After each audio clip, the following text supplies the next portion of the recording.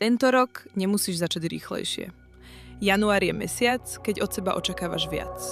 Viac disciplíny, viac výkonu, viac plánov. Možno tento rok nemusíš začať stanovením nových cieľov a zdolávaním víziev, ale tichším obrátením pozornosti k sebe. Ak chceš, tak si daj dnes na začiatku nového roka krátku pauzu. Nie preto, aby si niečo zlepšila, ale preto, aby si na chvíľu nič nemusela. 2 až 3 minúty bez mobilu, bez úloh, bez snahy niečo riešiť. Pohodlne sa usaď a zavri oči. Nemusíš správne dýchať, nemusíš myslieť pozitívne. Len si všimni, ako sa cítiš, keď si sama so sebou a nikto od teba nič nevyžaduje. Jedna otázka pre seba.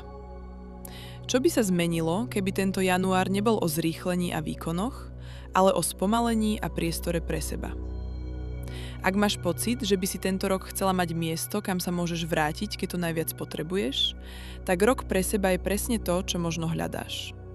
Nie je to výzva ani plán, ktorý treba splniť. Je to priestor, do ktorého sa môžeš vracať, keď to potrebuješ. Na celý rok.